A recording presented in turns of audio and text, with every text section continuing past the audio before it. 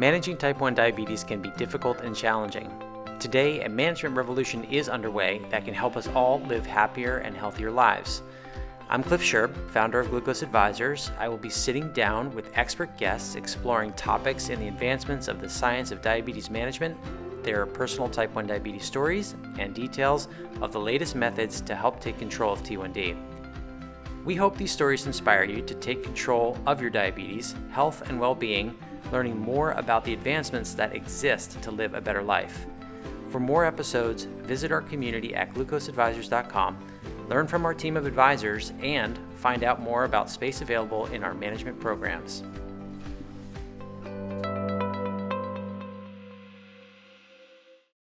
Welcome, Dr. Matt Corcoran, to the podcast. Super thrilled to have you here, Matt. Thanks for joining us, and thanks for taking the time. Thank you for having me, Cliff. It's great to be here. Yeah, I'm excited to have you on. I'm excited to be working together with you and the diabetes training camp. And, I'm going to kick off our call here with a question for you. It is, if you could have one superpower, what would it be and why? Wow. The flight, I think. I mean, I wouldn't mind getting off the ground and just getting somewhere a little more quickly, especially nowadays. Time seems to be the the commodity that I'm missing the most of. So I'd have to go with flight. That's a great one. That's a great one. That's actually one that I had thought of too. And then I'm like, well, there's so many more, like wishing for wishes or things like that. But I think that's a great superpower to have. And when I was growing up, I think I thought about and had dreams of flying quite a bit. And it's some of the most freeing kind of experiences you can have. Yeah. Well, I'll let you know how it goes. Okay, awesome. I'll keep you posted. All right. Well, with that intro, let's talk a little bit more about Matt professionally. Matt is the Diabetes Training Camp founder, director, and CEO, chairman of Diabetes Training Camp Foundation, and That's a lot of titles, isn't it? Yeah, it's great, and it keeps going. Yes. The DTC medical team, and he's also an advisor to our programs. So Matt graduated from Boston College and earned his medical degree from Georgetown School of Medicine, and has worked at the University of Chicago hospitals to complete his internship and residency in internal medicine and his fellowship in diabetes, endocrinology, and metabolism. So Matt is a super great guy and is really out there in the diabetes space, especially in the realm of sports, but he also has his private practice too in Somers Point, New Jersey. So with that as the backdrop, Matt, thanks so much for taking the time again. And I'm just excited to talk you up about a whole bunch of different points in diabetes. That's great, Cliff. Yeah, no, we've known each other for some years now, and it's fun to be getting together a little more frequently and planning to do some work together. I'm looking forward to it. Yeah. As you mentioned, so my profession and my career is as an endocrinologist, diabetes specialist in the community, working for a community medical center, Shore Physicians Group down here in South Jersey.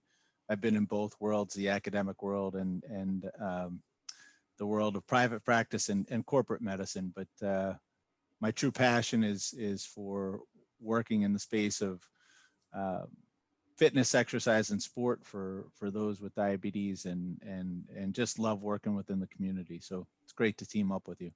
Yeah, likewise. And, I did some rough calculations of how long we've known each other. It's actually been about a decade. So about 10 years since we initially first met and talked to each other. And, you've been working a lot with T1D and activity, and that's your wheelhouse. How did you ever get into that, and what made you want to pursue that as a passion? So I got, initially I got into endocrinology and diabetes specifically. I was inspired by one of my mentors when I was a resident out there at University of Chicago, who was pretty much a classic researcher, but he did a lot of, he did his clinical work with passion as well, which was fairly unique in that environment, to have such passion for both sides of the work.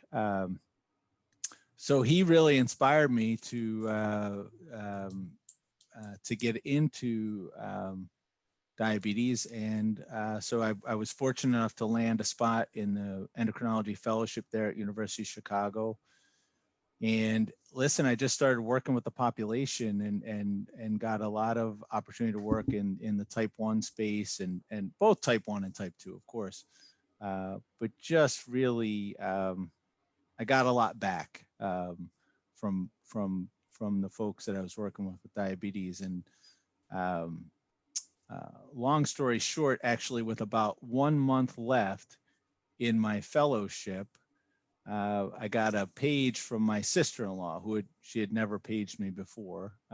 So uh, I excused myself from an examining room. I remember it like it was yesterday, right? And called my sister-in-law back and talked to Holly, and she was calling to let me know that my niece, Abby, had been diagnosed with type 1 diabetes that morning out at Aspen Valley Hospital.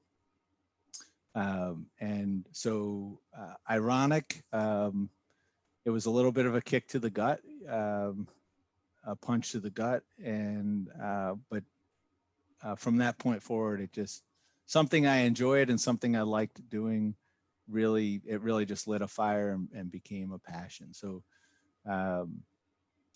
you know, I'd never want for my niece to have a chronic disease or type 1 diabetes, but I'm thankful for her inspiration, I guess, if that makes sense. It makes perfect sense. Yeah.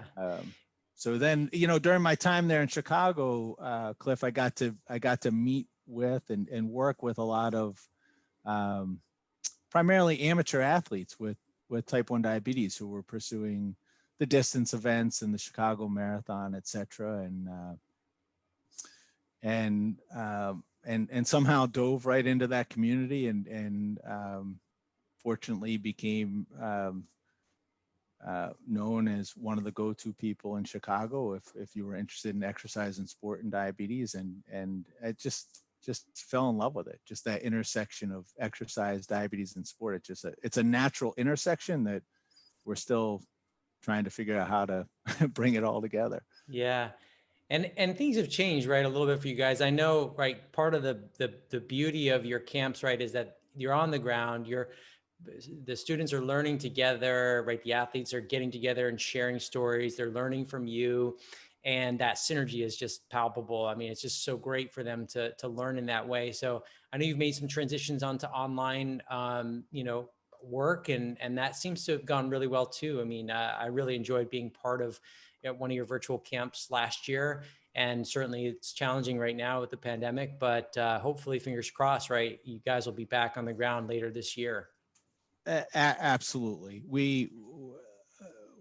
Our signature event is producing on the ground camps where we can do experiential learning with our campers and with our camp community. And I mean that we can do it because we're all learning together. Certainly we have a remarkable group of experts who come in and put on our camps for our camps and the camp community, but we all learn together, and that will remain our signature event.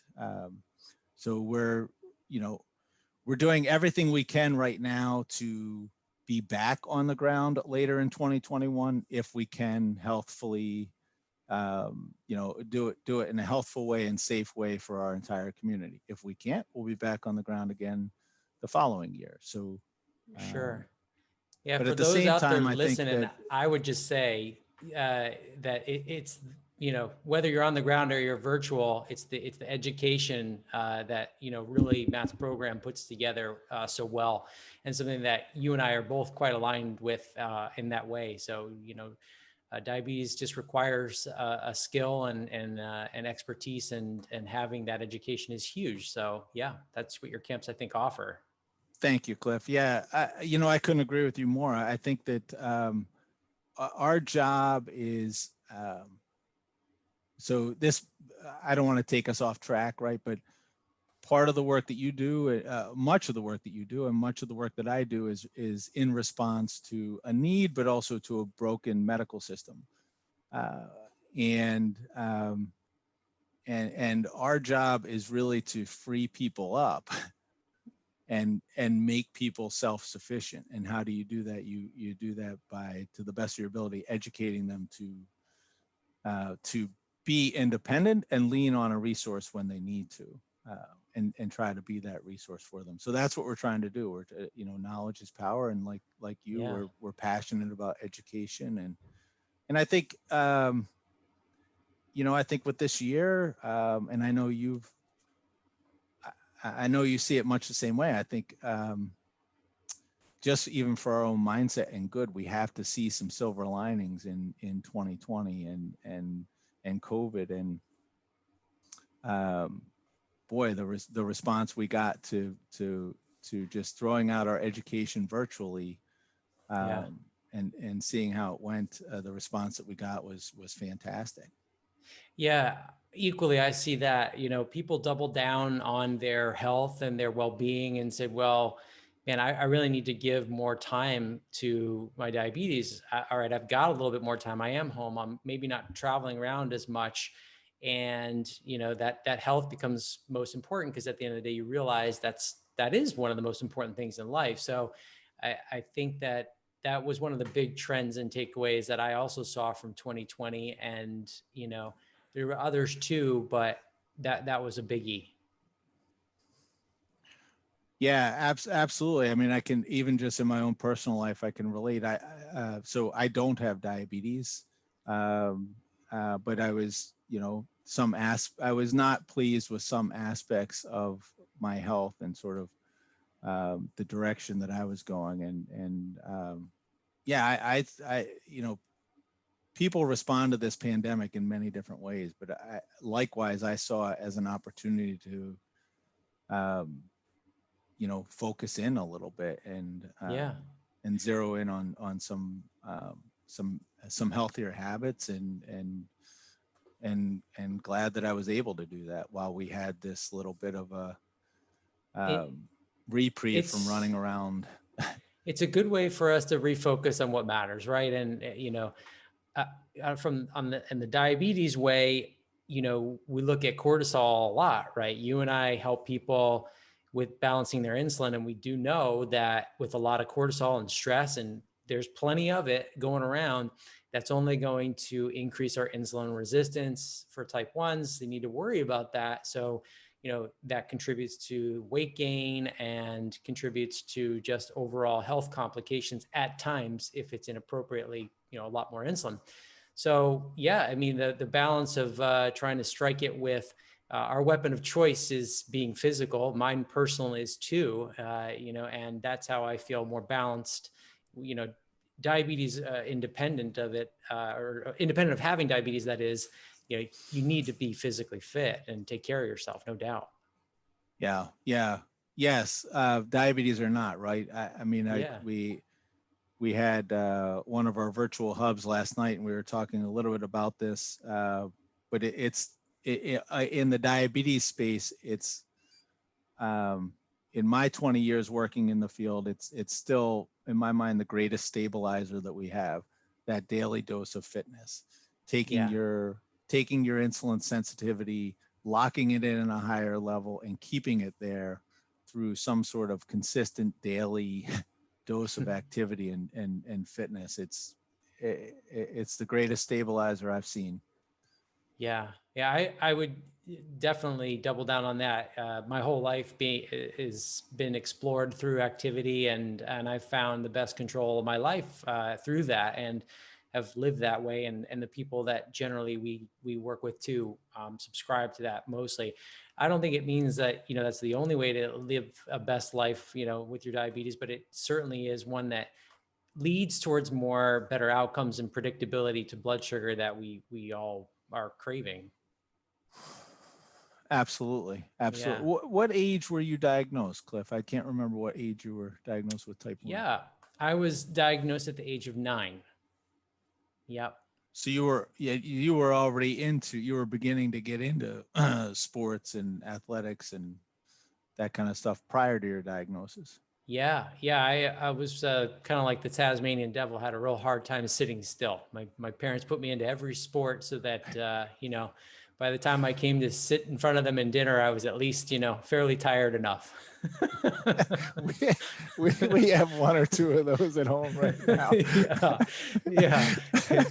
uh, I'm like, really? We're gonna have him do that? And Jody's like, well, yeah, you want him here? Yeah. No, you're right. Put him into that too.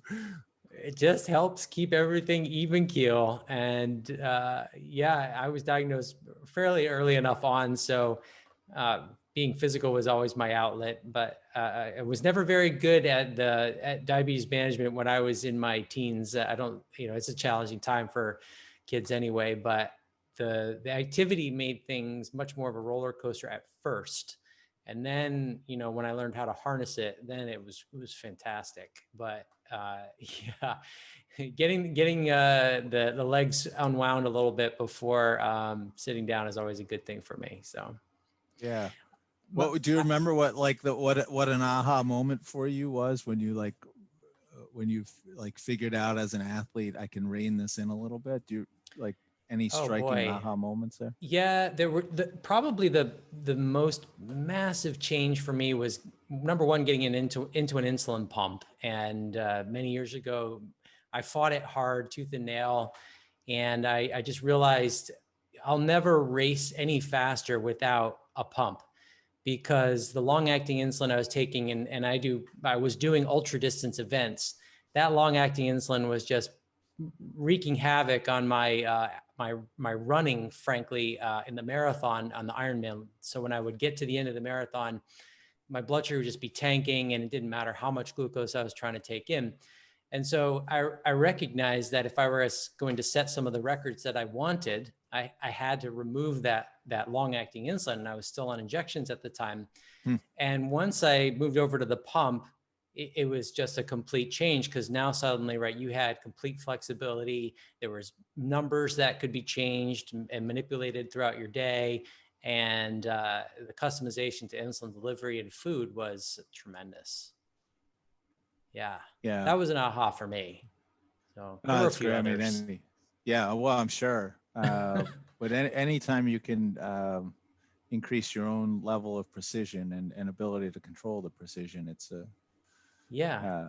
an advantage, right? Yeah, no, exactly.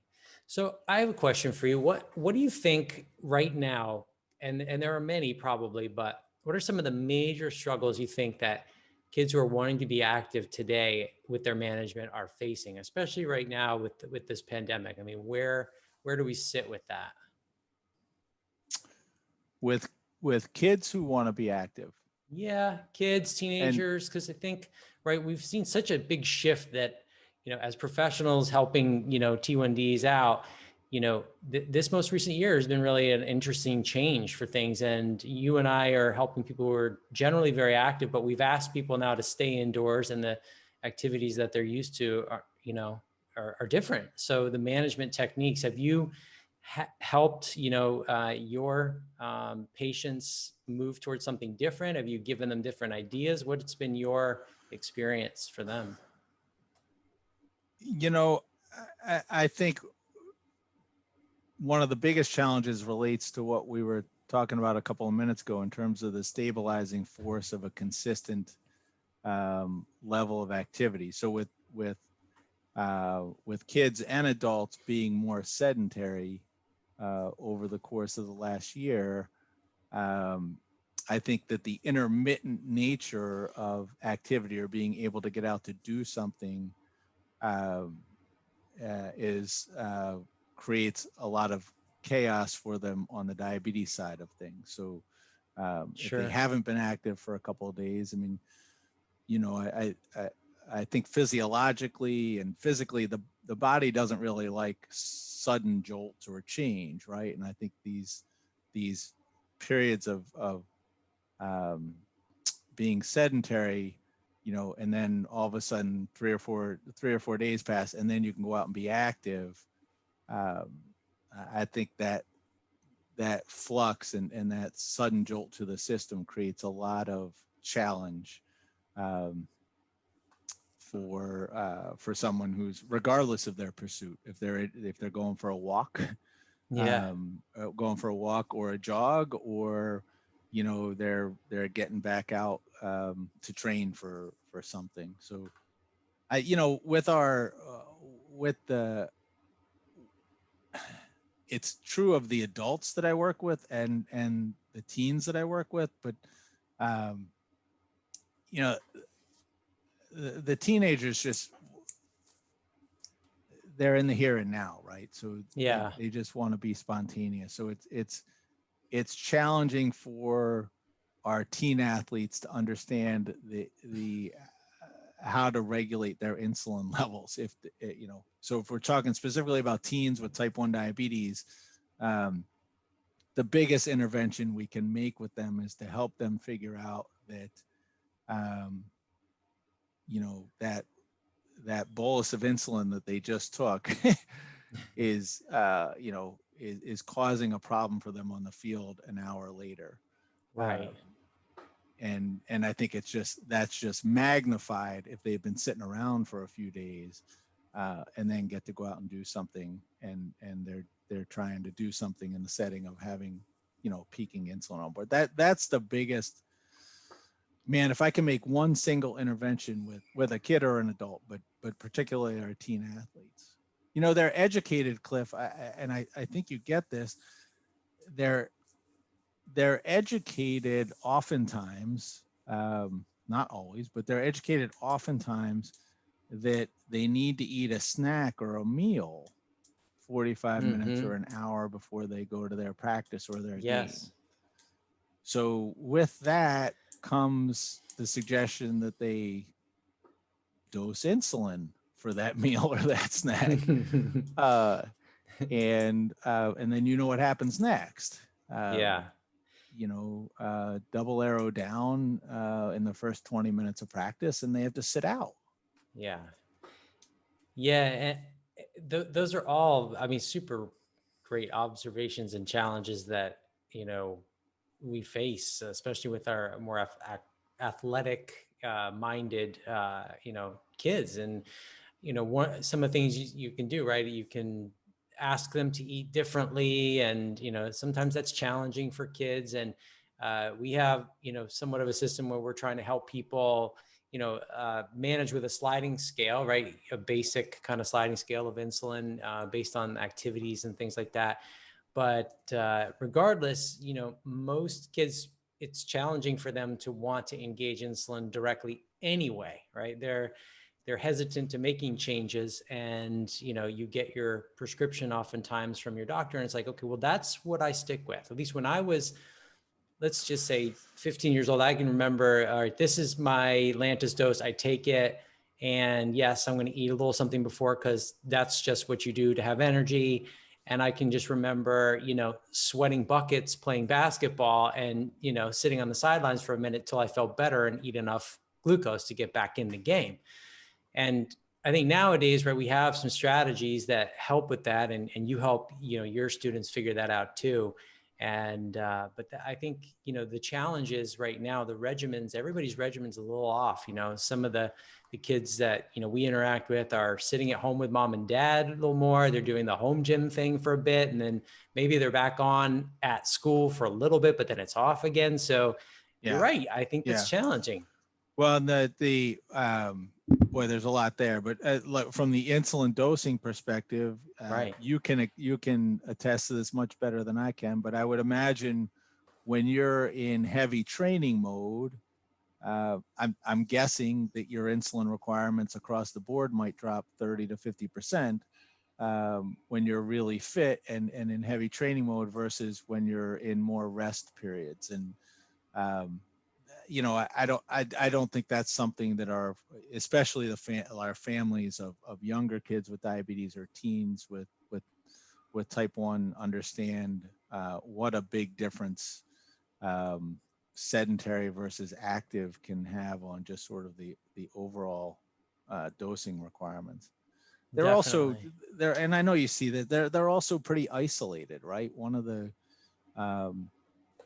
most amazing things about being part of our diabetes training camp community is just that, the community and the sharing of information and knowledge and experiences with each other. And teens, teens with type 1 diabetes or diabetes in general are teens, and they want to be teens, right? So um, it's harder for them, I think, to connect and have this sense of community and learn from their peers who also have type 1. We run this. So a few years ago, we got into running teen boot camps. So we do a teen boot camp for teen athletes and their parents. And um, one of the more remarkable things, they don't want to come. Mom and dad signed me up. I'm here. That's begrudgingly. exactly, yeah. And it's kind of a unique camp, I think, because we have the teen athlete and their parent come together, and we try to keep them apart as much as we can during the weekend, but sometimes we bring them together and pull them apart. Anyway, I'll never forget one of our first teen boot camps. They were there a little begrudgingly, and I'm grateful to them for taking the leap of faith. And so in our first couple of sessions, they're sitting at tables still next to their parents, each teen athlete's with their parent. And then, the next morning we come into we have a common room, right? We have where we kind of share meals and educate, do as much as we can in this space. And the next morning I walk into the room for an education session, and now all the teen athletes are sitting around a table together, and all the young female athletes are sitting at another table, kind of laughing it up together.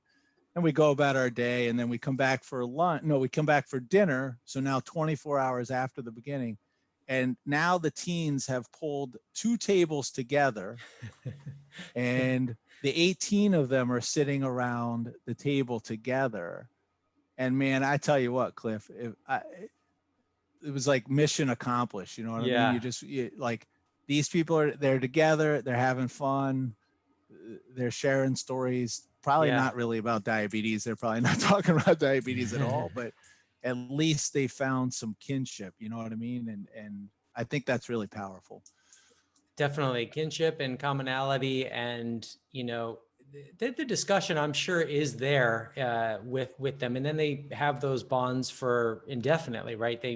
They're talking after that. It doesn't just stop there. And in our experience too, when people pair up, even in our program, they tend to not only become friends, but then they're troubleshooting each other's problems too. And so, the initial discussion may just be about getting to know each other, but I think that's a huge power to your program when they get together, and then, they're being escorted by your experts and you. So that's cool. Yeah, it's fun.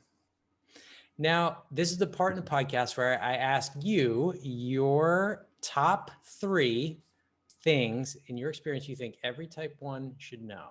And it could be on management, but it's something that would just help them along their path and journey.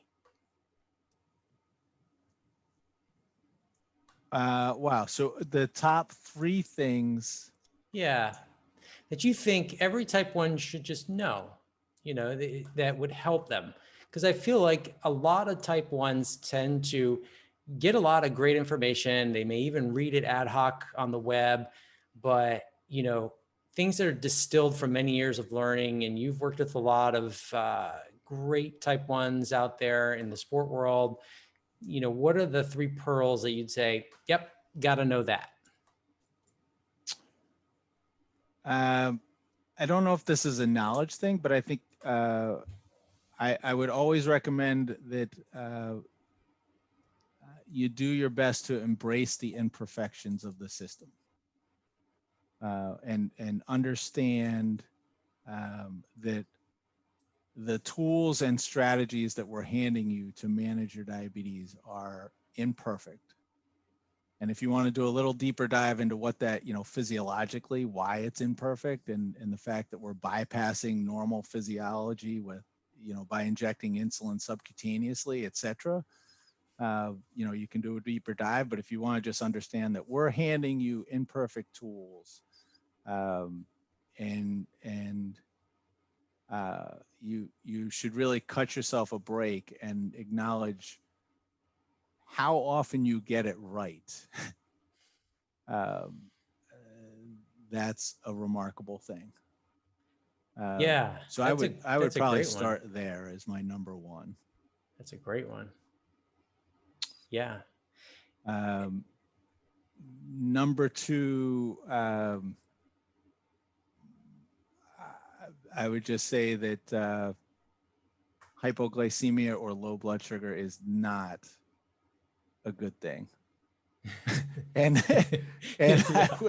I would I would continue to try to avoid it as as much as you possibly can, despite everything you've ever been told about how low your A1C should be, or um, that you know you need to have really tight glucose control. I think, Yeah. um, yeah, understanding how hard it is to avoid it, and how difficult it is, I would still do everything in your power to set yourself up to minimize your risk of hypoglycemia as much as possible, so that, because that will, what's hard to glom onto here is how much that's going to benefit you over the next 20, 30, 40, 50, 60 years of living with diabetes.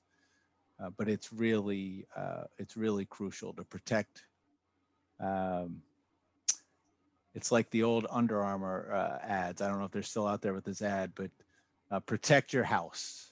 Yeah. And the way that you can protect your house with type 1 diabetes is to protect your defense system and keep it intact as much as you can. And the way that you do that is you work to minimize your risk of low blood sugars. Yeah, I agree with you there. That's a really nice pearl that I don't think I've quite heard it said quite like that. And I like it because I also agree, you know, that you can look at A1Cs and you can come up with these great A1Cs. And if they're brought about by much high highs and low lows, right, that's not a huge quality of life, right, for one. And two, you know, those lows, those precipitous lows all the time can be fairly damaging in a lot of different ways, mentally and to just your ability to execute throughout your day and your sharpness. And you could correct me, but I haven't seen the studies that suggest, you know, a 10 milligrams per deciliter or even 15 milligrams per deciliter or an A1C of just a 0.2 higher is going to make a hill of beans, you know, right. in the long term. That's right. And you'll still be, you know, just as healthy and doing well. So it's Yeah, no, good point. I think you're right on there. And Yes. I think number three would be to be open to change. Um, I think be open to change. I think that, and that probably applies to a lot of different things, but you know, if you're not on technologies, be open to the possibility of technologies and what they could do for you. If you're on one insulin, be open to the possibility that another one might perform differently for you, despite what your insurer or your insurance carrier may say about what insulin you should be on. You know, be open to change in strategies. I think, Cliff, one thing that really has struck me over the years is um, part of your success or perceived success and health stems from confidence in confidence that you know how things are going to go, right? As you've mastered your diabetes management, you have a confidence level that you know how things are going to go.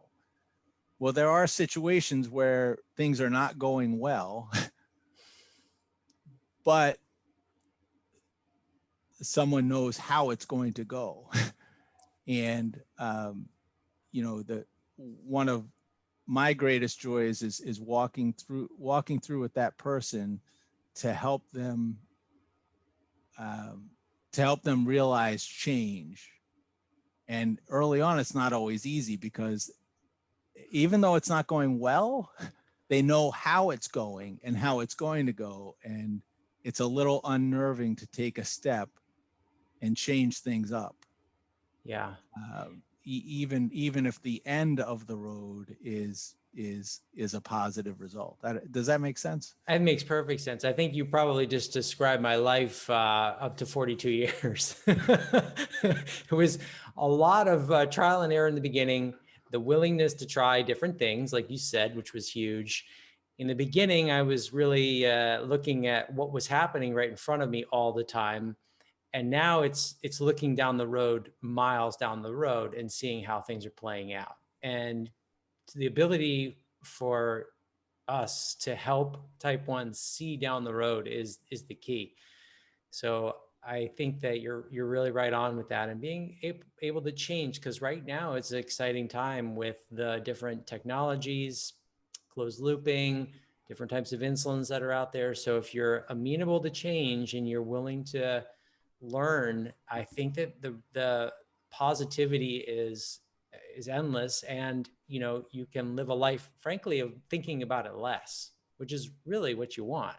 So yeah, no, absolutely. Look, and I'm right up there with you. I'd rather listen, we'd rather see a cure for this disease or metabolic disorder, however we're going to refer to it. But when that day comes, it will be a great day. But along the way, I can't imagine working in a different field at this time, and I can't. It's a great time to be working in diabetes because of the variety of options and therapies and tools that we have, and like you said, they keep getting better. And I mean, if you just look at continuous glucose monitoring and using time and range versus like just thinking about that A1C all the time. I mean, I know. It's. I think the last 8 years, 5 to 8 years, has been the most exciting in my life in terms of diabetes management. And I remember when I was first diagnosed, they said, "Oh, it'll be cured in your lifetime." Well, I'm not still holding out for the cure, but I do think that the ability to live even better, it just keeps getting better. It's there. And I was going to ask you what are you most excited about the future of T1D, but I think you kind of answered it there maybe a bit. But where do you see us headed in 5 to 10 years? Optimizing the automation, I think, is the next 5 to 10 years. With these, and I'm I'm deep in the trenches, Cliff. So I'll acknowledge there are probably developments out there that are on the horizon that I'm not as aware of how close they may be, but working in the trenches, in the space, I think optimizing the automation. We've already seen, just in the past 3 or 4 years, some pretty nice developments there, and they're early iterations. But when with I don't know if you've been on any of the automated systems or not, but when you see at least what it can do for somebody through the nighttime, in terms of stabilizing control, and that's a huge thing. I mean, we were talking a little bit about low blood sugar and protecting your house, and I mean, if somebody's having frequent low blood sugars in the middle of the night, that just sets them up for chaos, as for the next 12 to 18 hours. Yeah. And if we eliminate that from the mix, that's a huge win. Yeah. So obviously some work to do on what happens during the daytime and when people ingest nutrients and challenge their system with exercise, et cetera, with the automation. But that's what I have my eyes on for the next 5 to 10 years is optimizing those. Yeah, I think you're right. I've been closed looping using Loop for about 3 years now, and it's a major game changer for me in terms of the export of the mental functions of the day, and allows me to go on to other things. I know for some it might still be a bit of a burden to still have to do some work with it. It's not complete autopilot, but it's certainly in the overnight hours. I've talked about this before with some others. It's brilliant. And I think that you're right. We will be optimizing these systems and getting better, but it's still going to be a challenge when it comes to nutrition, exercise, and pairing lifestyle with these systems, because that they still live in this instantaneous mode of, helping you.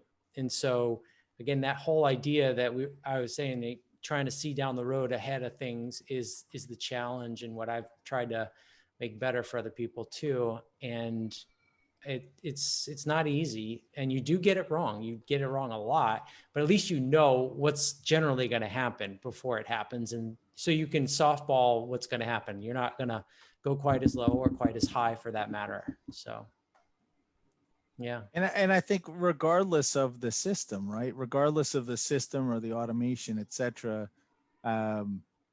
it's still important to educate people on the very things that you were alluding to: nutrition, fitness, training, rest, recovery. I mean, these things are crucial things that, regardless of how much automation you're on or you're not on, it's really important for our exercisers and athletes to understand those core principles, right? I mean, from on the athletic side, definitely. And I think just getting people active, one of the things, it's hard to realize, but we're talking about some sophisticated systems here, but still it's a infinitesimally small number of people that are actually on these systems. And most everybody else is still fighting to just have insulin and, get through their day with a certain number of shots and counting carbs. And the basics, right, are still the challenges that we face, I think, also. So we're going to have to keep the uphill battle, but at least the holy grail of where we can go is getting closer each day, which is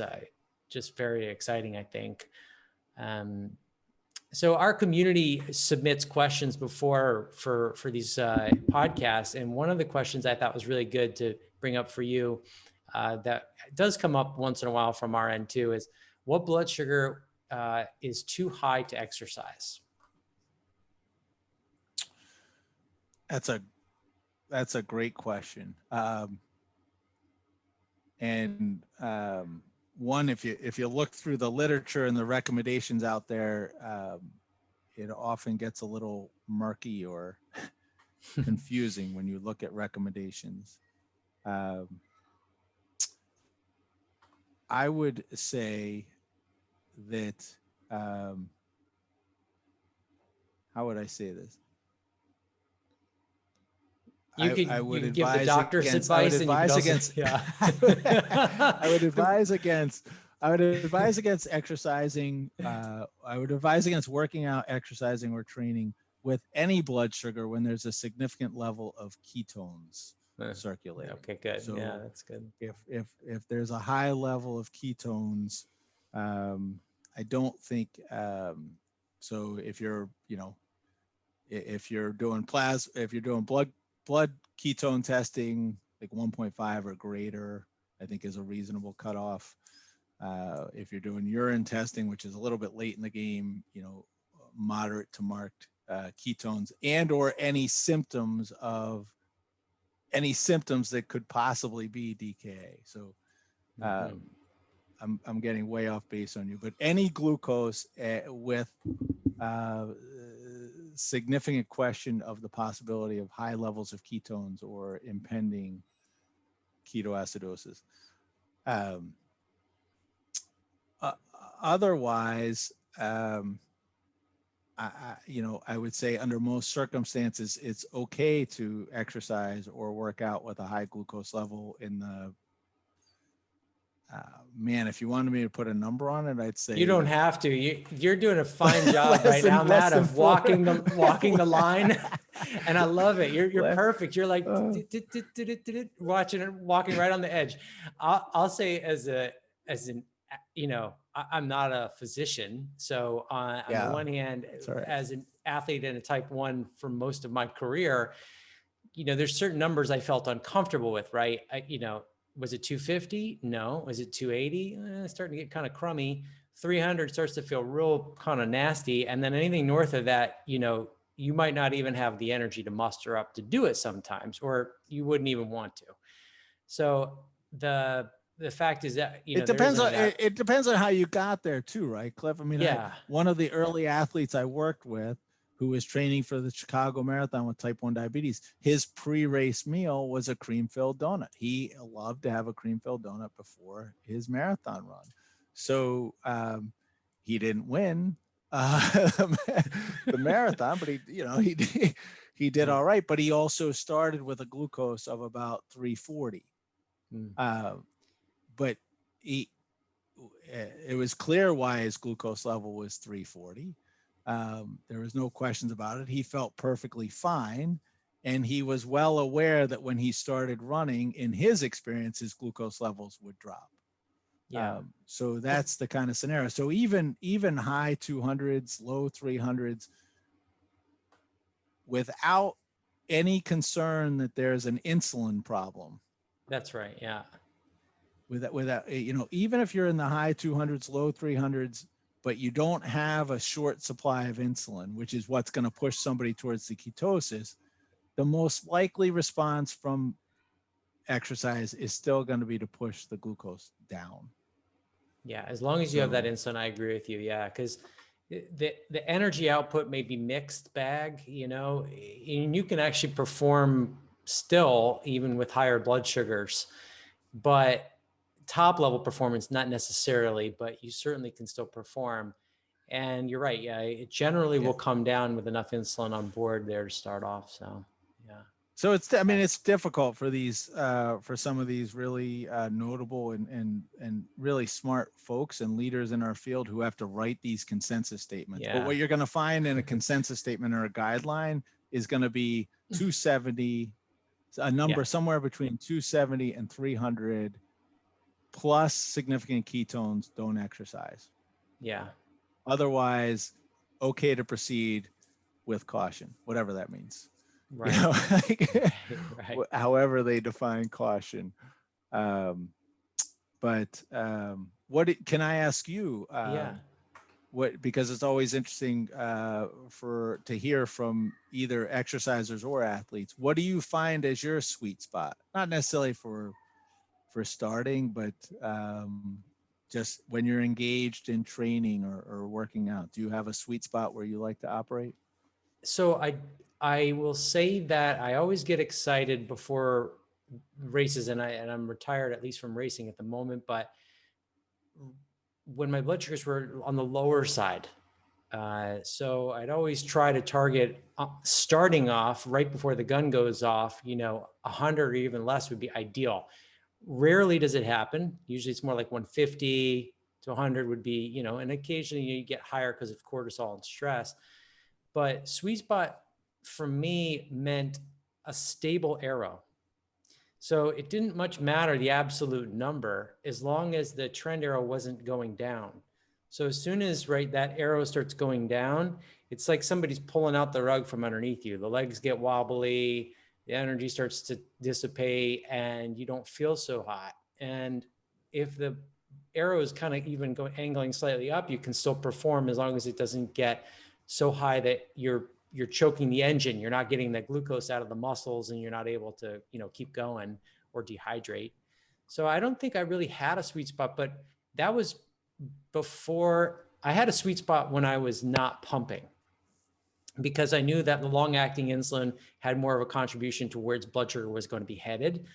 And then when I finally got in my middle third of my athletic career, more dialed in, I had the pump. So it was a little more, okay, well, we're not going to have as much insulin on board at this juncture. And, whether it was training or racing. And so I could be a little more confident that a number was just a number at that point. So you can't unchime like Lantus or any of these longer acting insulins late stage in the game where the insulin is amplified. So yeah, it's interesting. But I get real excited about lower blood sugars right before, and even with a decent amount of insulin on board before major events. But that's the exact opposite during training. That's the exact opposite, because during training is a different physiology, which, we could probably have a whole nother podcast on that alone. But, I think that the numbers are kind of interesting, but I always feel good at normal blood sugars, frankly. Yeah. Yeah. Good. Thank Yeah. you. No, it's great. It's great to cross reference these things. So I have one last question from our community. Right now there's a lot of different diabetes equipment that people are using these days. What do you see pumps and CGMs tend to be the top ones? That's one of the questions from our community for pumps and CGMs. What was the question? Sorry. What diabetes equipment would you recommend these days, pumps and CGMs? You mean among the technologies? Yeah. What would you recommend for somebody who's looking to be more, dialed in with their approach? Perhaps they want to be more active. What is the equipment that you're seeing and that you would say you would recommend too? Well, if somebody's not on technology, I don't know if this is answering the question, but there's always that question that gets posed. Like, if you're not on technologies, what would you do? Would you pump? Would you put somebody on a pump first? Would you put them on a CGM first? I mean, it seems like a no-brainer from this perspective. You start with the continuous glucose monitoring, and you at least get going with that. So, that, I mean, it's hard for me to imagine, for somebody who's just diagnosed with type 1 or not on technologies yet, that they're not going to be on a sensor at some point. Right. But that's just been, that's been such a game changer. Although I think I'm a simple guy, right? But I think there's challenges with that, right? Because we're asking, the holy grail, I think, right, is that we have these continuous glucose monitors talking to pumps and computers and telling them what to do. And we're asking the human brain to try to interpret it all in the moment, which it struggles to do. That's why we're looking for automation, right? So so I tend to think continuous glucose monitoring is a, I don't want to say must have, but I'll say it anyway, must have. Yeah, that's fair. Yeah, and I like that order of operations too. I think the glucose monitor comes first too. Yeah. I think what you learn, I think what somebody learns, whether it's working with, an exerciser, an athlete, or even somebody who we're trying to get into an active mode, in our daily practice, I'm continually meeting people who are 20, 30, 40 years into their diagnosis of diabetes. And, they may resist it for a year, 2 years, 3 years, whatever, but almost always they say, I don't know why I waited so long to do this. I mean, it just opens up the brain to what's the dynamics of it all. Yeah, no, that's good point for sure. Yeah. Well, Matt, listen, thank you so much for coming on the call today and for our podcast and for being on our program. It's just so exciting to work with you and hear what you guys have going on, obviously at Diabetes Training Camp. If people want to get involved in your program, how do they do so? What's the best way for them to reach out? Yeah, well, Cliff, thank you for having me. It's always great to connect with you. So for information about our camps, the easiest way to probably access us is through the web at diabetestrainingcamp.com.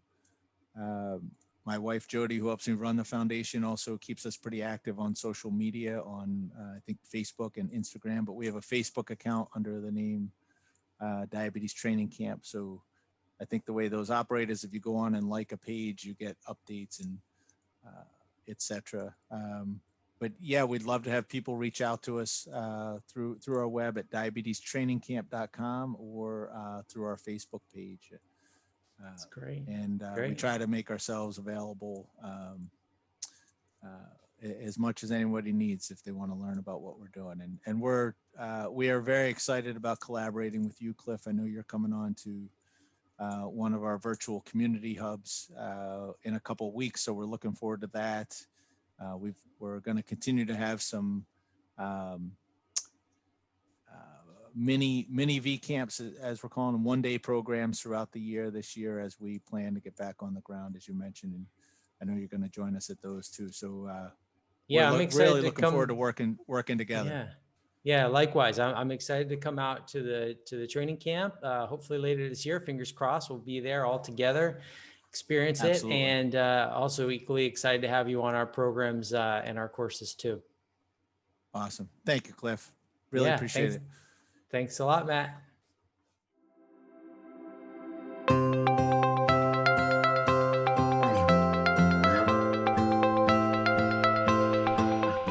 Thanks for listening to the Glucose Advisors podcast. For more episodes, visit our community at glucoseadvisors.com.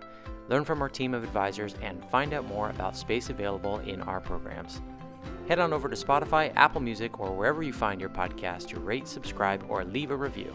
Until next time, take control, stay inspired, and live a better life with T1D.